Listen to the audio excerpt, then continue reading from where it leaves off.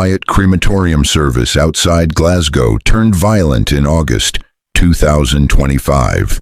According to Glasgow Live, 3 men were injured during what authorities described as a coordinated attack at the Hurlet crematorium. But this wasn't an isolated incident. It was part of an ongoing war between 2 of Scotland's most dangerous motorcycle clubs. This conflict has already seen pipe bombs, arson attacks, and years of brutal violence. The key question investigators now face is whether this attack was another chapter in Scotland's most bitter biker feud. The war between the Blue Angels, Europe's oldest outlaw motorcycle club, and the Mad Dogs, a breakaway group formed by a former Blue Angels member whose defection has fractured Scotland's biker underworld. In this report, we will explore the origins of this rivalry, the crimes linked to it, the key players involved, and how a personal betrayal spiraled into a full-scale gang war, the origins of the Blue Angels. To understand the current violence, we must begin with the history of the Blue Angels Motorcycle Club. Founded in 1963 in Glasgow's Maryhill area by Alan Morrison and Billy Stone Gordon, the Blue Angels are recognized as Europe's oldest outlaw motorcycle organization. Their legacy spans decades of territorial control, influence, and fear, built on Scotland's gang culture of the 1960s. During that era, Glasgow was home to violent street gangs that dominated illegal gambling, protection rackets, and prostitution. The Blue Angels quickly became notorious for their brutality, engaging in fierce clashes with rival mod gangs and street crews such as the Maryhill Fleet. These were not minor disputes.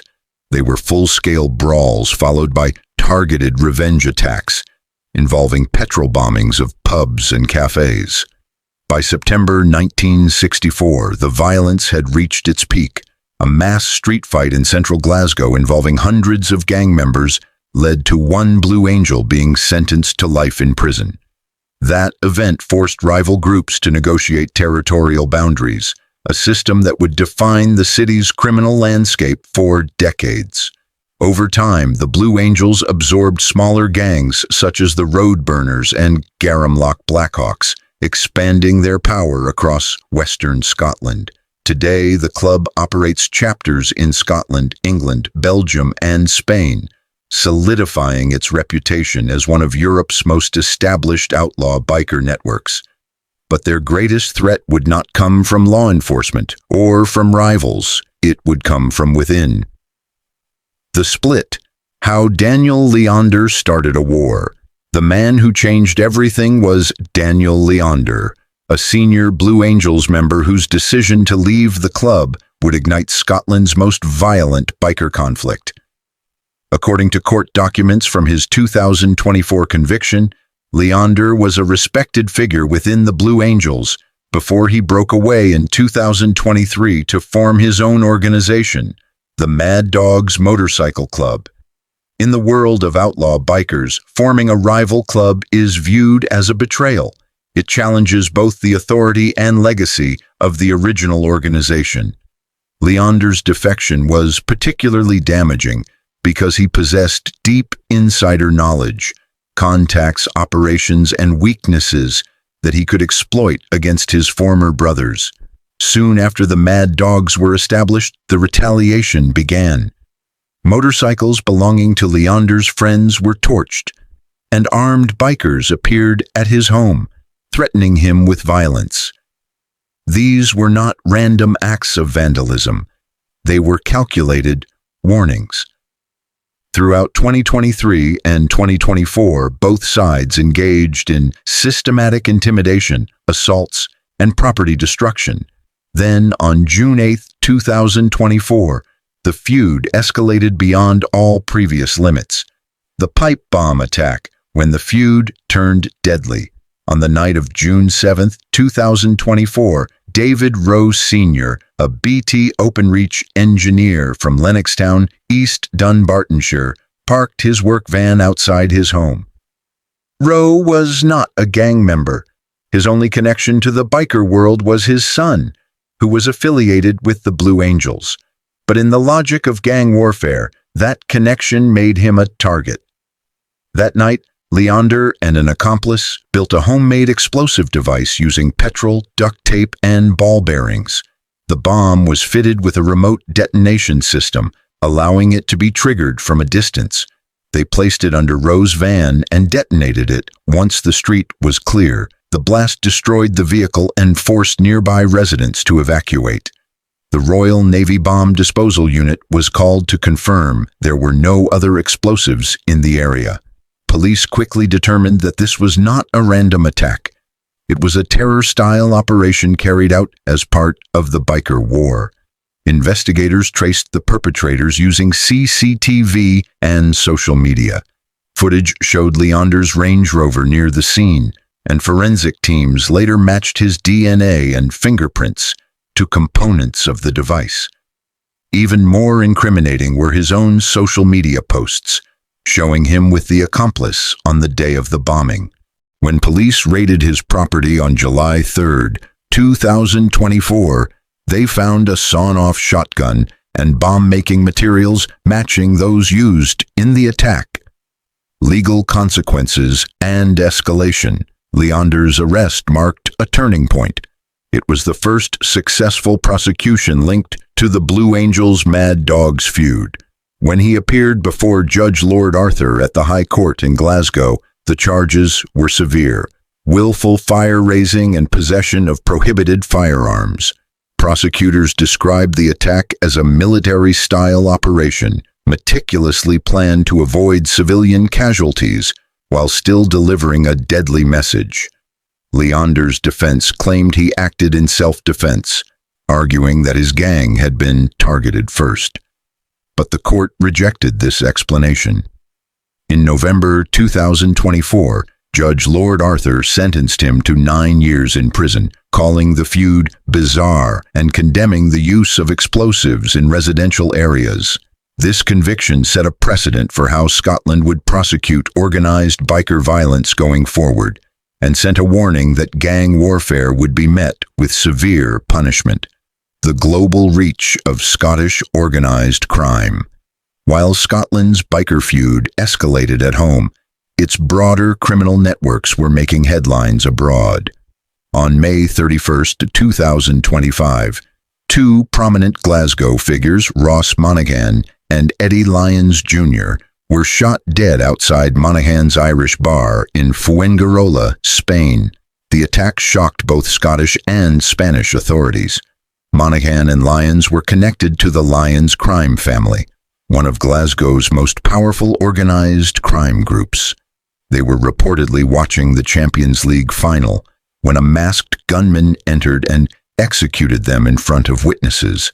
Spanish police said the killings were part of a larger wave of gang violence along the Costa del Sol, a region increasingly used as a base for international organized crime. Local reports noted at least 12 similar shootings in the 2 months leading up to the incident. These murders stemmed from the long-running feud between the Lyons and Daniels crime families, separate from the biker wars but reflective of the same pattern: Scottish organized crime expanding its reach across Europe. Ross Monaghan himself had been previously linked to the 2010 assassination of Kevin Gerbil Carroll, a notorious enforcer for the Daniels family, though he was acquitted due to insufficient evidence. From Glasgow's crematorium violence to bomb attacks and international executions, Scotland's criminal underworld has entered a new era of brutality. The feud between the Blue Angels and Mad Dogs continues to ripple through communities, blending personal betrayal, organized crime, and public violence. As authorities step up pressure on both clubs, the question remains: can Scotland contain a biker war that has already crossed borders and claimed lives? Both men had relocated to Spain after surviving previous assassination attempts in Scotland. Spanish investigators quickly developed leads following the double murder. Within days, they had obtained clear CCTV footage of the gunman and traced his escape route to Portugal, where they believe he boarded a flight back to the United Kingdom. In June 2025, Merseyside police arrested a 44-year-old man on an international warrant in connection with the killings. A legacy of violence, the Blue Angels' criminal history. The case involving Daniel Leander was not the Blue Angels' first encounter with serious criminal charges. Over the past decade, court records and police investigations have revealed a long pattern of violent confrontations, many extending far beyond Scotland's borders. In August 2018, around 20 masked Blue Angels members, armed with hammers and metal bars, attempted to storm a rival gang's clubhouse in Edinburgh's Morningside area. When the first attack failed, they returned hours later with petrol bombs, destroying the building and seriously injuring a man who had to be rescued from the flames by firefighters. During the attack, Blue Angels member Adam Andrews suffered a broken leg, fractured back, and a collapsed lung, but despite his injuries, he was later prosecuted. In March 2021, he was convicted of willful fire-raising at Glasgow High Court and sentenced to 3 years in prison. The violence wasn't confined to Edinburgh. In September 2018, another Blue Angels member, Ian Ewing, deliberately rammed his car into a rival from the Nomads Motorcycle Club on the A98 near Cullen. After the collision, Ewing and his accomplices attacked 4 Nomads members with hammers, tire irons, and baseball bats. These incidents show that the Blue Angels' conflicts with rival groups, like the Mad Dogs, are part of a broader tradition of territorial warfare that existed long before Leander's split from the club. Police intelligence suggests that such violence is used not only to settle disputes, but also to protect reputation and deter potential challengers. Law enforcement response: Operation Portal Edge. The escalation of motorcycle club violence has forced Scottish authorities to adapt. In 2025, Police Scotland launched Operation Portal Edge, a coordinated national initiative targeting outlaw motorcycle gangs. According to Chief Constable Joe Frell, the operation is one of our largest ongoing investigations, involving specialist detectives, forensic experts, and tactical support units. One major challenge is that motorcycle clubs are transnational organizations with complex hierarchies. The Blue Angels, for example, maintain chapters in Scotland, England, Belgium, and Spain, allowing them to move people, weapons, and money across borders with relative ease. This international reach makes traditional law enforcement methods less effective. Both Belgian and Spanish authorities classify the Blue Angels as a criminal motorcycle gang, and international intelligence sharing has become vital to monitoring their movements. The arrests linked to the Fuengirola shootings required close coordination between Spanish investigators, Merseyside police, and Scottish law enforcement, underscoring how modern criminal networks demand equally modern policing strategies. The Hurlet crematorium attack. Against this backdrop of escalating violence, the August 2025 incident at Hurlet crematorium, just outside Glasgow, took on added significance. Media reports described the attack as a hammer assault involving up to 20 men during a motorcyclist's funeral. The timing and location suggest the assault may be connected to ongoing tensions between the Blue Angels and the Mad Dogs, especially given that it followed both the Spanish killings and Daniel Leander's imprisonment. For local communities already shaken by years of bombings, arson, and shootings, violence at a funeral struck a particularly deep chord. Funerals are among the few occasions when large numbers of bikers gather publicly, making them potential flashpoints for rival organizations. The decision to target mourners at such a service indicated a disturbing breakdown of traditional criminal rules, where even gangs historically observed informal ceasefires during burials. Impact on Scottish communities. The consequences of this biker war reach far beyond the gangs themselves. Communities across Western Scotland have endured the fallout of a feud they neither started nor can control. The Lennoxtown bombing forced entire streets to evacuate while military bomb disposal teams worked to neutralize explosives. In Edinburgh, arson attacks destroyed property in working-class neighborhoods already struggling economically. These repeated incidents have eroded public confidence and heightened fear. Parents worry about their children being in the wrong place at the wrong time. Local businesses fear becoming collateral damage, and police face the difficult task of maintaining order without alienating the communities they are trying to protect. The international dimension adds further complications. When Scottish criminals operate abroad, it damages Scotland's reputation internationally. Spanish authorities now associate certain expat areas with gang activity, raising concerns for tourism and legitimate businesses operating in those regions. The future of the feud. With Daniel Leander serving a 9-year prison sentence, the Mad Dog's leadership faces uncertainty. Outlaw clubs often fracture when their founders are imprisoned, especially under pressure from larger, more established rivals like the Blue Angels. However, the deep-seated hostilities that sparked the conflict have not been resolved. The Blue Angels continue to expand internationally, while Leander's former associates remain active and could seek to avenge his imprisonment. Police expect possible retaliation. Operation Portal Edge remains ongoing, and new international cooperation frameworks have been introduced to track biker-related violence across borders. The difficulty lies in the culture of outlaw motorcycle clubs themselves, a culture built on loyalty, revenge, and resistance to outside authority. These same values that attract members also make peaceful resolutions nearly impossible. Scotland's criminal landscape. The Blue Angels' Mad Dogs feud is only one chapter in Scotland's wider underworld. The country is home to several powerful criminal families, including the Lions and Daniels organizations, as well as international groups involved in drug trafficking, weapons smuggling, and money laundering. What makes motorcycle gangs uniquely challenging is their dual identity as both social brotherhoods and criminal enterprises. Members often see their clubs not as gangs, but as families, communities bound by shared loyalty and honor.